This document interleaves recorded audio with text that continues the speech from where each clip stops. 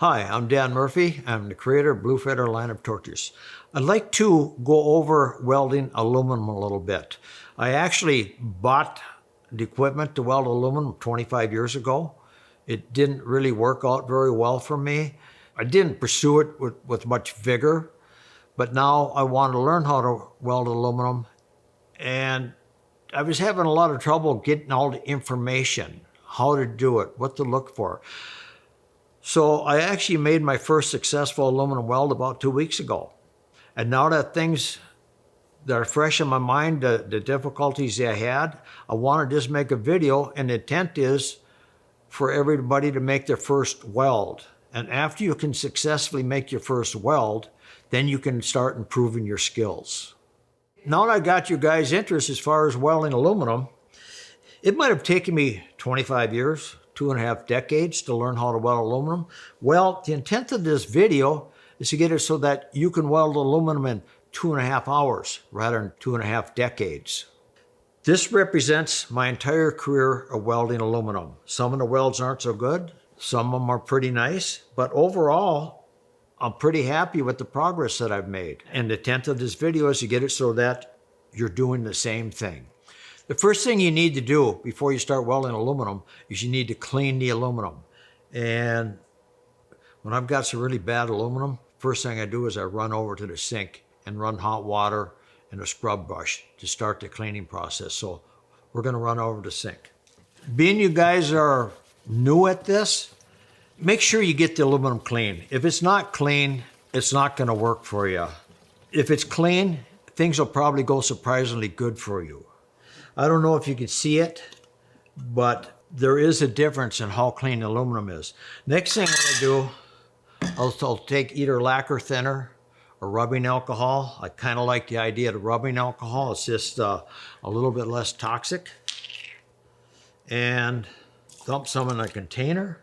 And then I grab my stainless steel brush, get it wet with alcohol, and scrub it. This aluminum that I'm working on, it's been around for quite a while. There's actually quite a bit of oxidation on the surface. So what I'm doing is I keep putting it back in the alcohol to clean the brush, and it's actually been working pretty decent. When I first started trying to do this, I was going over to the wire wheel on a grinder that we use for everything else. The aluminum looked really nice and clean, but I couldn't weld it. We sat down and talked about it a little bit, and pretty much what we decided was with that wire wheel, which is not the right thing to use with aluminum, I was just doing it because I'm just playing games and trying to speed things up a little bit. It was probably actually driving some of the impurities into the aluminum, possibly putting steel in the aluminum, and I could never see the puddle. So the first thing we did was we started using sandpaper, and that was working good. Now I've got the stainless steel brush, and I use either lacquer thinner or rubbing alcohol. I like the rubbing alcohol the best. It's just better for you. And this has been working out really well. The reason I'm rinsing it off, the stuff I've got, there's so much garbage on it. You could actually feel it was gummy on the brush. And this, it just allows it to work. So we got the aluminum nice and clean. Now I'm gonna run over my bandsaw and I'm gonna make a slit. What I do after I cut it, I'll take my brush and I'll try and scrub where the cut's at, thinking there's maybe garbage left over from the blade. And if you notice, what I did was I just cut almost all the way through. Reason for that, we're just learning how to do it and try and make things as simple as possible. Just makes the process go a little faster. Next thing that we're gonna do is we're gonna get our flux ready to put on the aluminum. And what I like to do, I have an old container that I bought Fluxing 25 years ago. And I have a new container. The flux I'm using comes from TM Technologies. This is current. This is 25 years old. dump some flux in. And then I'm taking mineral water. It doesn't take a lot of water.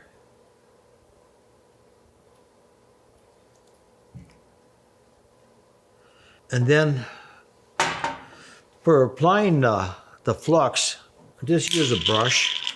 I got it from the local box store. I took the metal band off of it. I was seeing a lot of corrosion on it, and put some shrink tubing around it. And I store the brush in a jar just to keep it clean. And it helps keep it moist for the next time you're going to use it. And we'll mix it up a little bit. Okay, I'm going to need just a little bit more water than what I've got.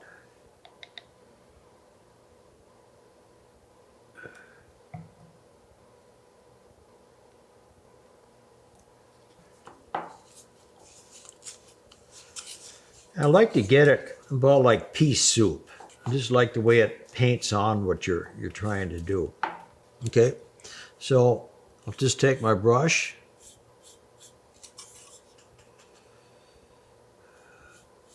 and I paint both sides.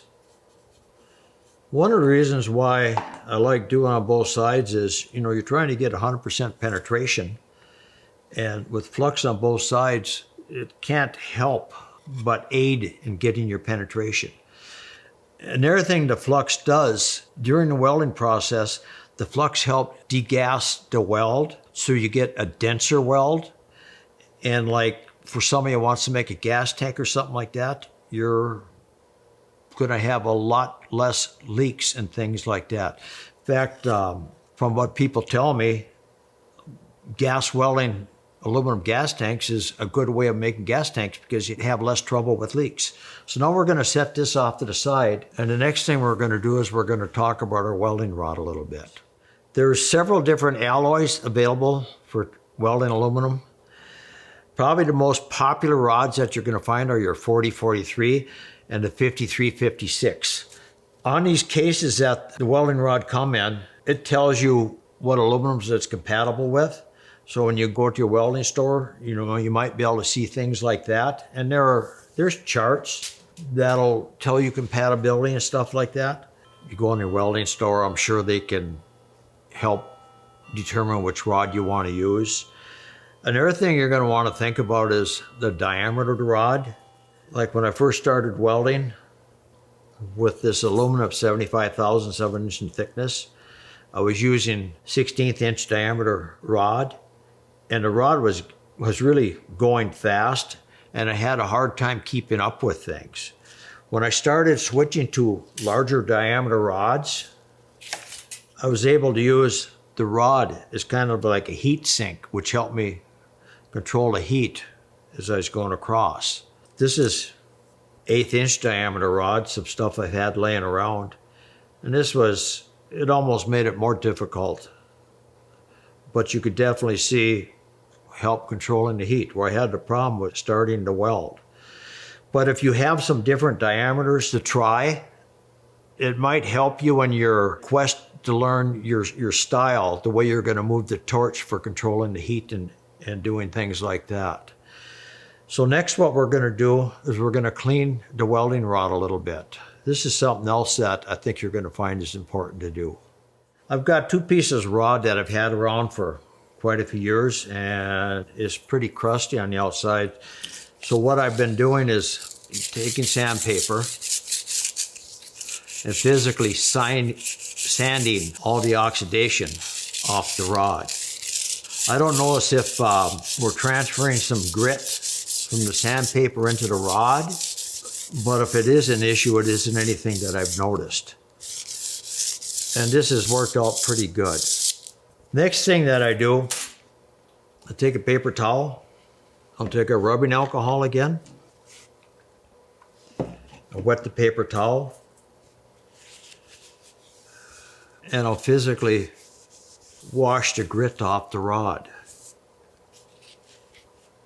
You can see there's quite a bit of grit. And I'm going to grab another piece of paper towel and do some more.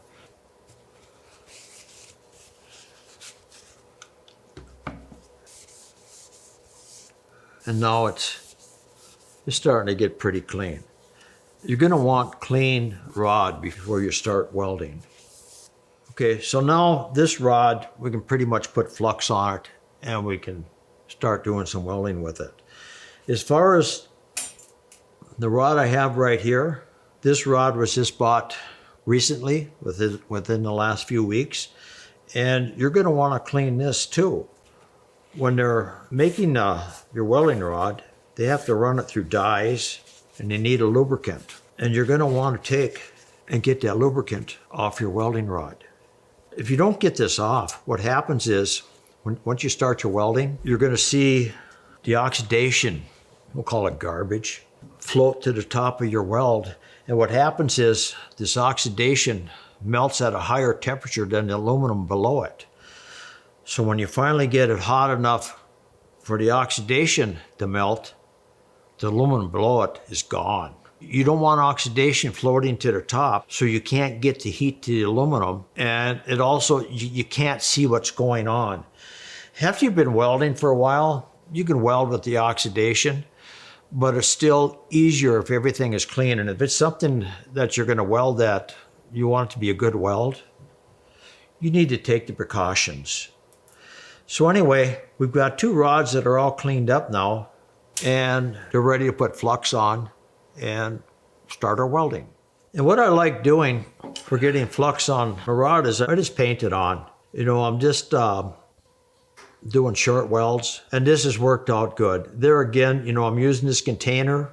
It keeps my flux clean, I'm not wasting any flux, and this has been working. And with my short welds, if I have to stop and reflux, I just stop and reflux a little bit. Before we start welding, we need to talk about our eyewear a little bit. When you're welding aluminum, there's like an orange flare that comes off of the weld from the flux, and going through normal welding lenses like you're used to, you won't be able to see through it, and you won't see what the aluminum is doing. So you need a special lens, and there's several different choices that are out there. What I have is I've got some lenses from TM Technologies, and they call them the TM 2000 lens. I really like them. They really work good for me. I've talked to other people, and they all say good things about the TM 2000 lens. So if this aluminum welding is something that you're serious about, I think you need to think about getting a good lens. Having the right lens can make a big difference on if you're successful at welding aluminum or not. After you get your lenses and get that under control so that you can actually see through this orange flare, you're probably going to be starting to talk about cheaters, magnifiers. At the age of 20 years old, nobody wants to admit to it, but your eyes, the ability to focus on nearer things are probably starting to deteriorate. You haven't noticed it yet. In your 30s, you're maybe a little bit more obvious. Myself, I got my first set of cheaters in my mid-30s, mostly for machining so I could read my micrometers and things like that. The point being, part of the aging process is your ability to focus on most people deteriorates. With the cheaters, you're adjusting the focal point to where it's comfortable to see what you're looking at. When your eye doctor fits you for bifocals, they're probably fitting your focal point about 18 inches out. When I'm welding, I like to be in a little bit closer than that. So what works good at 18 inches doesn't work so good when you're in closer. And I think another thing, when you're behind the lens, it probably becomes a little bit more critical. There's not as much light getting into your eyes, so that helps subtract from your ability to focus. I've got these laying all over my shop. I use them all the time. Like when I'm looking at things close, I'm doing this all the time in front of my normal glasses, that magnifying glasses and things like that. You people that aren't wearing glasses, maybe you can just go to where they sell readers. But get something, put them on until you can see plainly 12 inches out. Because that's probably about where you're going to be when you start welding. Myself, I've got progressives. So when I put my welding goggles on, I get my glasses up to the top so I can start getting into the bifocal a little bit. And I run my lens down a little bit lower so that I can get into the bifocal. You know, if I'm in close, I need it in bifocal. If I'm out, then I get out of my bifocal a little bit. And that seems to work out pretty good for me. What works for me might not work for the next person. If I was going to take this a guess on a magnifier that's going to work for you, I'd probably say like a +2. But there again, you're going to have to experiment around and find out what works for you. Next, we're going to talk about the torch, adjusting the torch, maneuvering the torch, and oh, by the way, I happen to be using a Blue Feather torch. The tip I've got on it is our +1.5, and I'm adjusting the flame to be slightly carbonizing. I like to do that because then you can look at it when you're welding and know if your adjustments have moved or not. But once you start welding, I like to warm things up a little bit, getting heat into it, getting the sort of fluxes a little bit closer to melting. And you're going to have to learn how to play with the torch. The way you get the most heat is straight down and close to the metal. The way you get the least amount of heat is like this. Like when you're down at the end of your weld, things start going really fast. Start rolling your torch, trying to get the heat away. You might start, you learn about getting your rod in there to help control things. Those are all things that turn into being instinct. So to get started, you're going to want to be like this, midstream, 45 degrees. When you get down here, you probably want to roll the torch off. You're going to want to keep the torch moving. You don't want to stay in one spot. You'll see me, when I'm doing it, I'll pull the torch away. Like if I got a little too much heat, a way of getting rid of some heat. Like I was talking about the rod diameter. If things are happening too fast for you in the beginning, and you got some bigger rod diameter, try it. Use it as a crutch to start learning your technique. After you've made a bunch of welds, you'll start maneuvering the torch without even thinking about it. In the beginning, you got to think about it, so things are a little slow. Just start playing with it. And the other thing I like to do when I'm starting to learn how to do something like this is I'll only tackle it for 15, 20 minutes, half an hour. I'll get up and I'll walk away. When I walk away, I think about it. What's working, what's not working, why isn't it doing, what do I need to do? Next time you come back, you're rested again, and you give it another stab. By taking short sessions like that, I think your learning curve to learn how to weld aluminum is going to probably come a little bit faster. It works good for me. But this kind of gives you a little bit of the mechanics on how you're going to maneuver the torch when you're welding aluminum. So next we're going to try to weld this aluminum. I'm going to be at a little bit of a disadvantage. I took my good welding lens and we're using it in front of the camera. So what I have is just my kids' goggles with no cheaters in it. So I dug in my drawer and I found some cheaters that are 2 3/4 on the horsepower. That's what I'm using. It's probably a little bit more than what I want. And just so happens, looking at my cheaters and my other good welding goggles, they were about 2 1/4. And this is a bit awkward. Probably looks a little clumsy. So we're going to start the torch. I've got the flame is slightly carbonizing, and I'm going to start heating things up. One of the things that you can do with the flux, after you get it to a liquid, you can actually take your flame and push the flux around to where you want to be. But right now I don't want to put that much heat into this piece of aluminum. I'd have to put in a smaller tip or something.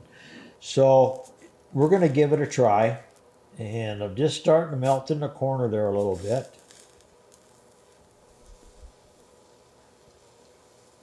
You can see the problem I've got here is the aluminum isn't quite hot enough. I could have done more of a preheat, turned up the flame a little bit more.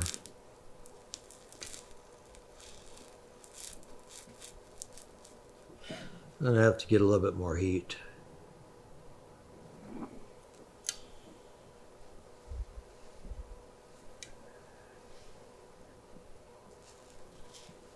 Okay, there I have a connection here, and now we're going to start going down. And what we're looking for is you want the aluminum to get a little shiny look to it. And you see me, I'm playing with the torch. I'm actually picking it out of it here a little bit, trying to control the heat a little bit. And you can see the angle I've got. Let's get this going again now. One of the reasons for cleaning the aluminum is you get rid of your oxides which float to the top, and then it makes it hard to see your shiny aluminum. Okay, I'm going to turn this down just a little bit.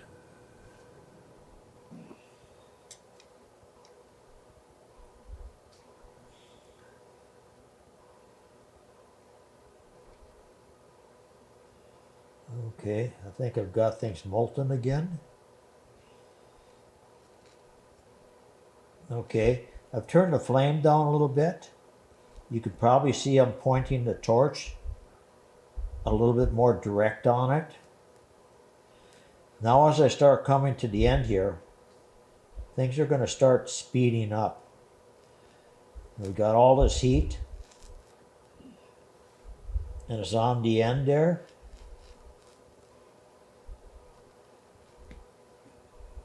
Okay, I burned through. Let's turn this heat down a little bit more.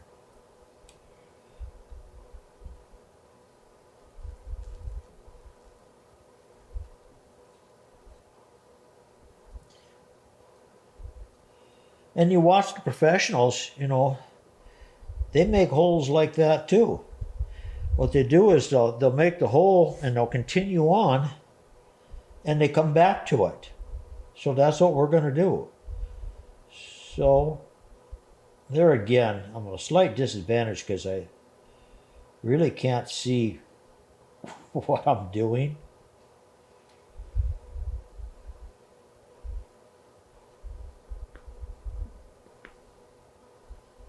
But there, I filled a hole. I'm going to try and make things flow out. Kind of guessing. Okay, there we've done a weld. So next, I'm going to take the aluminum, I'm going to bring it over to sink. One of the ways to clean the flux off is some hot water, here 180 degrees, and a scrub brush is a good way to do it. I'm back from cooling the part down, and I took a brush and scrubbed things up a little bit. But this is the weld that I just did. Right here is where I blew that hole. Then I continued on and come back to it. On the back side, we've actually got pretty decent penetration over most of it. And like I say, the more I do this, the better the backside of the weld starts to look, but it's going to take a little bit of time. But overall, I think I'd be happy with that weld, especially being a beginner. We've just gone through the process of what it's going to take to make your first aluminum weld. We talked about cleaning the rod. We talked about alloy. We talked a little bit about how to figure out what alloy to use. We've cleaned the aluminum. I've used isopropyl here. Isopropyl is nice over lacquer thinner, just it's not as toxic and it does the job. In my case, probably most people wouldn't be using the alcohol and the stainless steel brush at the same time, but in my case, the aluminum I'm doing is badly oxidized and it's working. So I think it's a good thing. I've showed the welding process. I'm at a slight disadvantage because I really couldn't see if the aluminum was molten or just what was going on, but all things considered, I think it went quite well. We got penetration on the back side of the weld. So I would call it success. for being a 2-week aluminum welder. And another thing that helped me a lot was this Kent White, TM Technologies. I talked to him on the phone. He suggested I buy this book, and it cost me $10. And actually, I really recommend the book. This is probably what helped me the most in trying to figure out how to weld aluminum. So go to his website. He sells flux. He sells videos. You learn how to weld. You might want to maybe take a look at some of his videos to advance your knowledge. But happy welding.